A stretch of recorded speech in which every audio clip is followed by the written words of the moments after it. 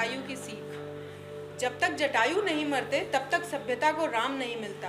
राम को पाने के लिए हर कालखंड में किसी न किसी जटायु को मरना पड़ता है। सत्ता का युद्ध भले बर्बरता के बल पर जीत लिया जाए राम, पर सभ्यताओं का युद्ध बलिदान के बल पर जीता जाता है। आर्यावर्त के पास जब तक राष्ट्र और धर्म के लिए बलिदान होने वाले जटायु रहेंगे, उसे कोई पराजित नहीं कर सकता। तुम आगे बढ़ो और इस राक्षसी असभ्यता का नाश करो। सीता हरण के पश्चात भेवल श्री रामचंद्र और लक्ष्मण वन में भटक रहे थे और किसी पशु से पूछते, पक्षी से, पत्तियों से, सबसे पूछते फिर रहे थे, हे खग हे मृग मधुकर श्रेणी, तुम देखी सीता मृग नयनी। वस्तुतः विक्षिप्त की भांति पशु पक्षियों से सीता का पता पूछता वह व्यक्ति मर्यादा पुरुषोत्तम राम नहीं था। वह भारत का एक सामान्य पति था, जिसके लिए पत्नी अर्धांगिनी थी और जो अपनी पत्नी से टूटकर प्रेम करता था। राम केवल सीता के लिए नहीं रो रहे थे, बल्कि सीता के रूप में स्वयं से अलग हो चुके अपने आधे अंग के लिए रो रहे थे। यूं ही वन में भटकते राम ने भूमि पर भटकते हुए घायल पड़े गिद्धराज जटायु से मिले। जटायु ने राम को देखते ही कहा, आओ राम, प्राण तुम्हारी ही प्रतीक्षा कर रहे थे।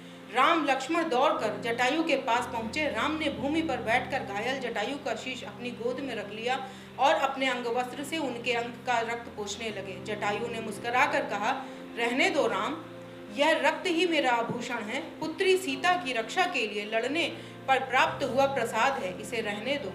सीता जी का नाम सुनते ही राम व्यग्र हो गए, बोले, आपने देखा है मेरी सीता को? कौन हर ले गया उसे? किससे युद्ध करना पड़ा आपको? किसने की आपकी यह दशा? बोलिए गिद्धराज। लंकापति रावण ने, उसी ने पुत्री सीता का हरण किया है। वह उसे लेकर दक्षिण दिशा की ओर गया है, संभवतः अपनी लंका में। मैं तुम्हें यही बताने के लिए प्रतीक्षा कर रहा था पुत्र, जटायु ने कांपते स्वर में कहा। रावण? राम के चेहरे पर पसरी चिंता की रेखाएं और गहरी हो गईं। उन्होंने सोचकर कहा, तो आपने उससे युद्ध क्यों किया गिद्धराज? आप तो जानते थे कि वह महाबलशाली है, फिर यूं प्राण देने के लिए क्यों आप उतर आए? जटायु हंसकर बोले, मैं जानता था कि रावण से उलझने का अर्थ मृत्यु है, पर मुझे यह मृत्यु ठीक लगी। यह सभ्यताओं का युद्ध है राम, इसे टाला नहीं जा सकता। तटस्थता का ढोंग करने वाले मूर्ख भी जानते हैं कि राक्षसों से युद्ध का दिन अब निकट है।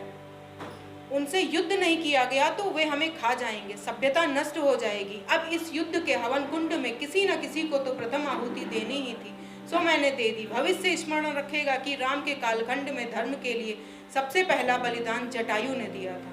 इस शरीर का इससे अच्छा उपयोग और क्या हो सकता है? राम अचंभित थे, बोले, वे राक्षस हैं श्रेष्ठ, बर्बर, असभ्य, अत्याचारी, उनको कैसे पराजित किया जा सकता है? सत्ता का युद्ध भले ही बर्बरता के बल पर जीत लिया जाए राम, पर सभ्यताओं के युद्ध के लिए बलिदान के बल पर जीता जाता है। आर्यावर्त के पास जब तक राष्ट्र और धर्म के लिए बलिदान होने वाले जटायु रहेंगे, उसे कोई पराजित नहीं कर सकता। तुम आगे बढ़ो और इस असभ्यता का नाश करो। मानवों का झुंड स्त्रियों का आदर नहीं करे, उसका नाश हो जाना ही उचित है। एक सीता का हरण ही स्वयं में इतना बड़ा अपराध है कि समूची राक्षस जाति को समाप्त कर दिया जाए। जटायु का मस्तक गर्व से चमक उठा। राम के रोम रोम प्रफुल्लित हो उठे, पुलकित हो उठे, उनकी आंखों से जल भर आया। वे चुपचाप जटायु का माथा सहलाने लगे। जटायु ने राम के अश्रुओं को देखा तो बोले, मेरी मृत्यु का शोक मत करो राम, मेरी मृत्यु पर गर्व करो।